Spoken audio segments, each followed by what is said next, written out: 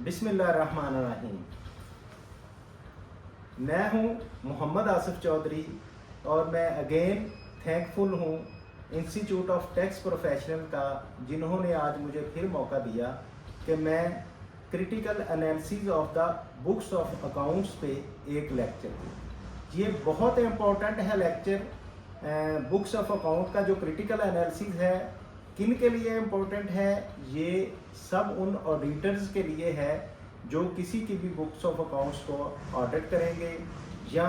Tax officers के लिए है जो किसी की बुक्स ऑफ अकाउंट में टैक्स ऑडिट कर रहे हैं तो उसमें से उनको क्या क्या चीज़ें देखनी ज़रूरी है, या फिर ओनर्स के लिए है जो शेयर होल्डर्स या ऑडिटर्स चेक करते हैं मैनेजमेंट का रिकॉर्ड चेक करने के लिए, तो उनके लिए भी ये बड़ा बेनिफिशियल होगा। और फिर सबसे ज़्यादा उनके लिए बेनिफिशियल होगा जो ये बुक्स ऑफ अकाउंट बनाते हैं, ताकि वो इस तरह से बनाएं कि इसका इस तरह से क्रिटिकल एनालिसिस हो सकता है जो कल को उनको शर्मिंदगी ना हो। तो इसमें जो हमारा लर्निंग आउटकम होगा, लर्निंग आउटकम में सबसे पहले तो हम अंडरस्टैंड करेंगे बुक्स ऑफ अकाउंट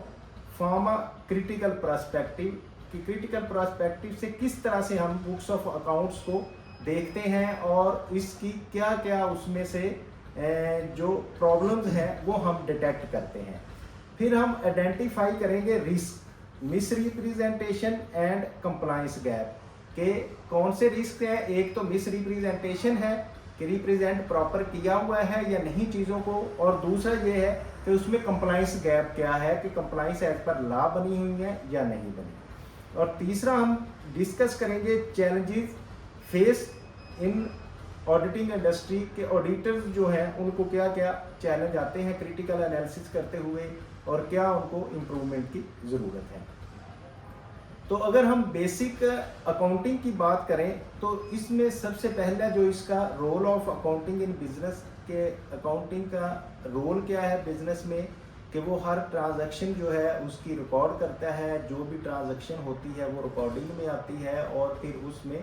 फर्दर जो है उससे फाइनेंशियल स्टेटमेंट्स बनती हैं जिससे ओनर्स, शेयर होल्डर्स और बाकी जो टैक्स अथॉरिटीज़ हैं वो चेक करती हैं कि क्या प्रॉपर इसकी रिकॉर्डिंग हुई है और इन्होंने प्रॉपर टैक्स पे किया है या नहीं। फिर इसकी importance of maintaining accurate financial record, क्योंकि बाज़ औक़ात मैनेजमेंट रिकॉर्ड को मेंटेन कर रही होती है और जो ओनर्स होते हैं वो उन्होंने इसको चेक करना होता है, तो इसलिए इसकी इम्पोर्टेंस बहुत ज़्यादा है कि वो बिल्कुल एक्यूरेट हो। और उसके अलावा डिफरेंट एजेंसीज़ हैं जैसे कि SCCP है, स्टेट बैंक है, FBR है, या फिर जो इंटरनल एक्सटर्नल ऑडिटर्स हैं अपने शेयर होल्डर्स के, उन्होंने करना होता है, तो इसलिए इसकी बहुत इम्पोर्टेंस है कि ये एक्यूरेट फाइनेंशियल स्टेटमेंट हो। फिर understanding the business cycle and accounting cycle, तो बेसिकली बिजनेस का क्या साइकिल है और अकाउंटिंग का क्या साइकिल है, किस तरह से ये ट्रांजैक्शन रिकॉर्ड की जाएंगी, ये चीज़ें भी हम इसमें देखेंगे कि वो अकाउंटिंग की बेसिक्स में है। अगर हम बात करें बिजनेस साइकिल की, तो बिजनेस साइकिल जो होता है वो ऑपरेटिंग साइकिल स्टेप्स क्या उसके होते हैं कि आपके पास कैश अवेलेबल है, कैश से आप परचेजेस करते हैं, रॉ मटेरियल परचेज करते हैं या गुड्स परचेज करते हैं, फिर उसको कन्वर्ट करते हैं गुड्स को, या आपकी इन्वेंट्री स्टैंड होती है या फिर आप मैन्युफैक्चर करके उसको करते हैं। अगर तो सेम स्टेटेड गुड्स होंगी तो आपकी इन्वेंट्री बन जाएगी, अगर आपने गुड्स को आगे मैन्युफैक्चर करना है तो उनकी शेप चेंज हो जाएगी। तो फिर उसके बाद जो गुड्स जो हैं या सर्विसेज हैं उनको आप सेल करेंगे, सेल करने के बाद आप उनसे पैसे कलेक्ट करेंगे, जो वेंडर्स जिनको आपने बेचे हैं, तो वो कलेक्शन करने के बाद आपके पास फिर कैश आ जाएगा। तो इस तरह ये पूरा बिजनेस साइकिल जो है वो कंप्लीट हो जाएगा कि कैश से आप शुरू होंगे और कैश तक आप पहुंच जाएंगे। तो अगर हम बात करें अकाउंटिंग साइकिल का क्या ओवरव्यू है, तो अकाउंटिंग साइकिल जो होता है उसमें सबसे पहली बात तो ये है कि आपने आइडेंटिफाई करना होता है कि ट्रांजैक्शन क्या हुई है। सबसे पहला स्टेप कि ट्रांजैक्शन को आइडेंटिफाई करना है, फिर उसकी रिकॉर्ड करनी है जर्नल एंट्री, जो उसमें डबल एंट्री सिस्टम में रिकॉर्ड करेंगे कि क्या अफेक्ट हुआ है। सपोज आपने रॉ मटेरियल खरीदा है तो आप नोट करेंगे कि रॉ मटेरियल आपका डेबिट है, आपने परचेज किया, आपके पास आ गया, और उसके बदले में या तो आपने कैश दिया, कैश क्रेडिट होगा, या फिर आपके अकाउंट्स पेएबल क्रेडिट होंगे। तो इस तरह ये एक ट्रांजैक्शन हो जाएगी, उसको जर्नल एंट्री कहते हैं। फिर जो जर्नल एंट्रीज होती हैं उनको हम अपने लेजर में पोस्ट करते हैं, कि जो पूरा लेजर बनेगा कि आपके रॉ मटेरियल का अलहदा से आ जाएगा, कैश का अलहदा से आ जाएगा, आपका ड्राइंग्स का अलहदा से आ जाएगा, सेल्स का अलहदा से आ जाएगा, हर चीज़ का एक एक चीज़ का वो लेजर बन जाएगा। तो जब लेजर आप पे बन जाएंगे तो उसको आप लेके आएंगे ट्रायल बैलेंस में। तो जो अनएडजस्टेड होगा पहले, वो ट्रायल बैलेंस आपका आ जाएगा, जिसमें डेबिट और क्रेडिट दोनों चीज़ें आपके बराबर होनी चाहिए। तो फिर उसमें हो सकता है कुछ एडजस्टेड एंट्रीज हों, उन एडजस्टेड एंट्रीज को एंटर करने के बाद आपका एडजस्टेड ट्रायल बैलेंस बन जाएगा। अब आपके पास हर चीज़ का जो बैलेंस है, सपोज क्लोजिंग डेट है 30 जून, तो 30 जून को आपके पास टोटल सेल्स का बैलेंस आ गया, टोटल परचेज का बैलेंस आ गया, एक्सपेंसेस का आ गया, कैश का आ गया, बैंक का आ गया, एवरीथिंग जो आपका है वो 30 जून को वो बैलेंस आपके ट्रायल बैलेंस की मदद से आ गया। अब इसको अब आप लेके जाएंगे फिर अपनी फाइनेंशियल स्टेटमेंट्स की तरफ। तो फाइनेंशियल स्टेटमेंट्स उसमें बनाएंगे आप, बैलेंस शीट हो गई, प्रॉफिट एंड लॉस अकाउंट होगा, कैश फ्लो स्टेटमेंट होगी, और सब वो बनाने के बाद फिर इसके बाद आपके उस डेट को क्लोज हो जाएंगी बुक्स। तो इस तरह से ये आपका अकाउंटिंग साइकिल कंप्लीट हो जाएगा। अब हम अगर बात करें की components of books of accounts की, क्या कंपोनेंट्स क्या हैं, जैसे कि पहले भी थोड़ा बयान किया तो अभी भी मैं बताता हूँ। पहली बात तो है जर्नल लेजर। जर्नल लेजर जो है कि सबसे पहली जो एंट्री उसकी करनी होती है वो जर्नल लेजर में होती है। This is the master record of all the financial transaction and it includes, इसमें क्या क्या शामिल होता है, रेवेन्यू अकाउंट्स होते हैं, सेल्स होती है, सर्विसेज इनकम होती है, एक्सपेंस अकाउंट है, रेंटेड है, salaries, utility, asset and liability, whatsoever, वो सारी चीज़ें जो हैं आपकी वो सारी फर्स्ट स्टेज में रिकॉर्ड होती हैं, उसको कहते हैं जर्नल लेजर। जर्नल लेजर के बाद हमारा आ जाएगा ट्रायल बैलेंस। ट्रायल बैलेंस में बेसिकली ये होगा कि सारी जो आपके बैलेंसेस हैं 30 जून को हर अकाउंट का बैलेंस उधर आ जाएगा, तो वो ट्रायल बैलेंस बन जाएगा। ये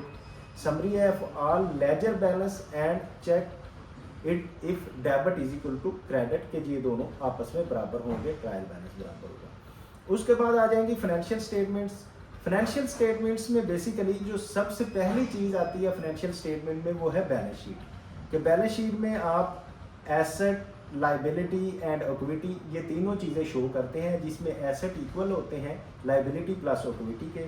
उसके बाद आपकी इनकम स्टेटमेंट है, जिसको आप प्रॉफिट एंड लॉस अकाउंट भी कहते हैं, प्रॉफिट एंड लॉस स्टेटमेंट भी कहते हैं, जो कि शो करती है टोटल रेवेन्यू कितना आपके पास आ रहा है और टोटल एक्सपेंसेस कितने हैं। तो उस पर फिर नेट प्रॉफिट आता है, जिस पे आगे टैक्सेस कैलकुलेट करने होते हैं। इसी तरह से फिर कैश फ्लो स्टेटमेंट है। कैश फ्लो स्टेटमेंट में जो होती है वो बेसिकली ट्रैक करती है real cash movement separate from the profit figures, के कैश की एक्चुअल मूवमेंट क्या हुई, आपको कैश कहाँ से आया, कहाँ आपका गया, आपकी इन्वेस्टिंग एक्टिविटीज़ हैं, आपकी ऑपरेटिंग एक्टिविटीज़ हैं, फाइनेंशियल एक्टिविटीज़ हैं, तो किन से कैश आ रहा है या किधर कैश जा रहा है, वो सारा ट्रैकिंग इसकी होती है। तो उसके बाद आ जाते हैं नोट्स ऑफ अकाउंट्स। ये होते हैं note to the account help clarify information in the financial statement. तो जो भी फाइनेंशियल स्टेटमेंट में इंफॉर्मेशन होती है ना, उनको क्लैरिफाई करने के लिए, एम्बिग्विटी खत्म करने के लिए, क्लियर करने के लिए आपको नोट्स ऑफ अकाउंट दिए जाते हैं। Provide more detail about the numbers and transactions in the financial statement में जो नंबर और ट्रांजैक्शन होती हैं उनकी तफसील बयान की जाती है। इस तरह आगे आ जाएगा सपोर्टिंग रिकॉर्ड। तो सपोर्टिंग रिकॉर्ड क्या हो सकता है बुक्स ऑफ अकाउंट में, उसमें बैंक स्टेटमेंट्स हो सकती हैं, एक्चुअल मूवमेंट ऑफ मनी हो सकती है, फिर आपकी अनवाइस ऑफ रिसीट्स हो सकती हैं, proof of sale and purchase हो सकता है, पेरोल रिकॉर्ड हो सकता है, और एम्प्लॉइज सैलरी डिटेल हो सकती है। फिर उसके बाद स्टॉक और इन्वेंट्री जो है, registered detail of goods in hand जो है उसके बारे में हो सकता है। तो ये सपोर्टिंग स्टाफ रिकॉर्ड होगा आपका बुक्स ऑफ अकाउंट का। तो अगर हम अंडरस्टैंड करें कि बुक्स ऑफ अकाउंट की स्ट्रक्चरिंग क्या बनती है, तो वो की स्ट्रक्चरिंग में ये होता है कि सबसे पहले तो नेचर ऑफ बिजनेस सेक्टर्स की होती है कि कौन सा सेक्टर है, किस बिजनेस में आप कर रहे हैं, जैसे कि एजुकेशन है, एग्रीकल्चर है, फुटवेयर है, टेक्सटाइल है, लोकल इंपोर्ट और एक्सपोर्ट है, जो भी बिजनेस है वो आपका नेचर आएगी। उसके बाद आपको इंडस्ट्री पैटर्न क्या होंगे और उसके स्टैंडर्ड्स क्या होंगे ये चेक करने के लिए आप उनकी रेशोज चेक कर सकते हैं, सीजनल एंड पॉलिटिकल एनवायरनमेंट का affect, regulators, track and trace, ये चीज़ें चेक करते हैं। उसके बाद आ जाते हैं रेगुलेटरी रिपोर्टिंग्स क्या होती हैं, कि क्या आपको जो रेगुलेटर एफबीआर कहता है कैसे रिपोर्टिंग करती हैं, एससीसीपी कहता है किस तरह से रिपोर्टिंग करनी है, और बैंकिंग सेक्टर जो है वो क्या कहता है। तो इसलिए रेगुलेटरी एंड रिपोर्टिंग कंप्लायंस होती हैं, integration, SCCP, banking and POS etcetera जो है उसके मुताबिक करनी पड़ती है। अब बात करते हैं हम कि फाइनेंशियल मिस रिप्रेजेंटेशन और रिस्क क्या होता है, कि मिस रिप्रेजेंट क्या करते हैं हम, ये चीज़ देखने के लिए इसमें एक तो पहली बात ये है कि रेवेन्यू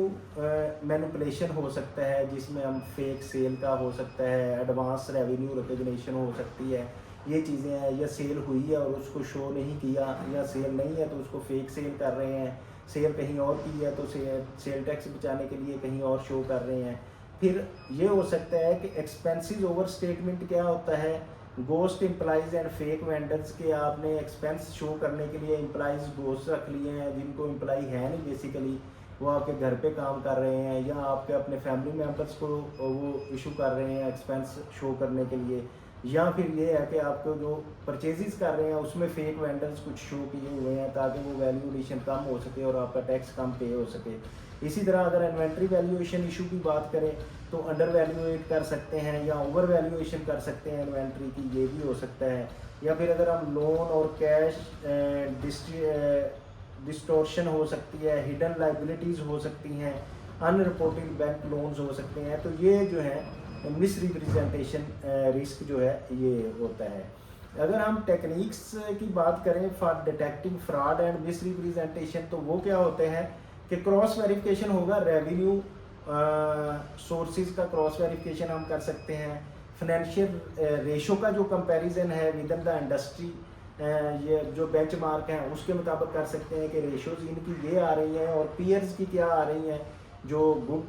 गुडविल वाले हैं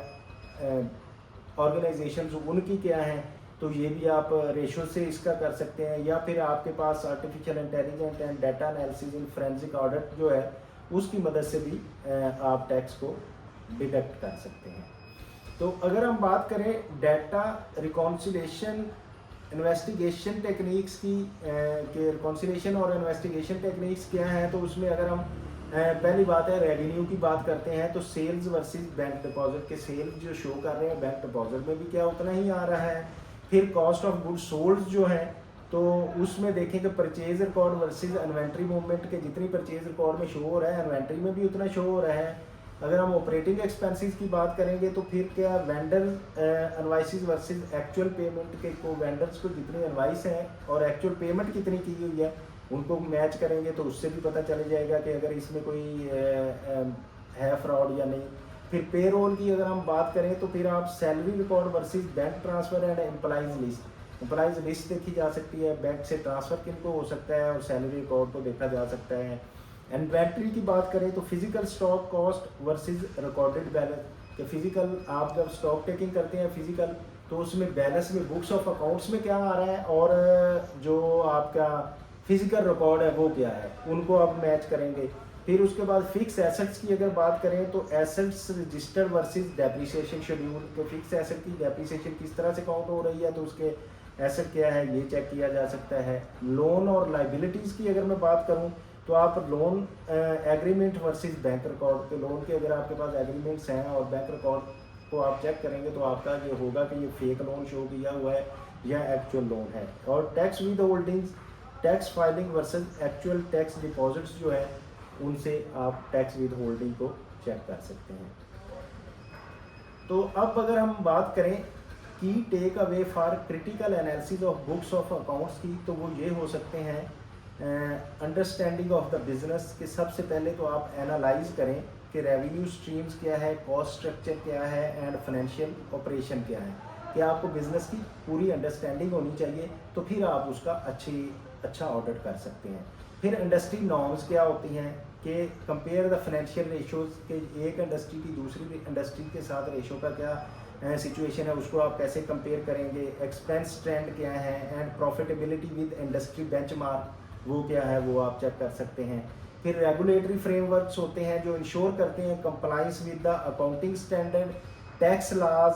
and the financial reporting guidelines जो हैं उनके मुताबिक आप रेगुलेटरी फ्रेमवर्क जो है उसको चेक कर सकते हैं। और अगर रिस्क आइडेंटिफिकेशन की हम बात करें तो उसमें आ जाता है डिटेक्ट द पोटेंशियल फ्रॉड्स जो हैं उनको आप डिटेक्ट करेंगे, मिस स्टेटमेंट्स हैं और इरेगुलेटरी इन द फाइनेंशियल रिकॉर्ड्स जो हैं उनको चेक किया जा सकता है कि रिस्क आइडेंटिफिकेशन यहाँ से करनी जा सकती है। फिर डाटा रिकॉन्सिलेशन किस तरह से करेंगे, cross verification of the financial statement with the reporting documents and third party confirmation से करके आप जो है ना इसको डाटा रिकॉन्सिलेशन हो जाएगा। तो इस तरह जो है वो critical analysis of the book of account हो जाएगा। तो थैंक यू वेरी मच। ये था आज हमारा critical analysis of the books of accounts जो कि हेल्पफुल होगा ऑडिटर्स के लिए।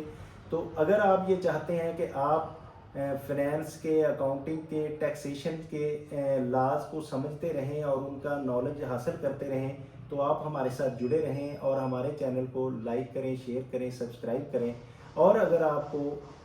इसमें कोई प्रॉब्लम आ रही है तो आप कमेंट बॉक्स में कमेंट करें, आपको उसका रिप्लाई दिया जाएगा। Thank you very much.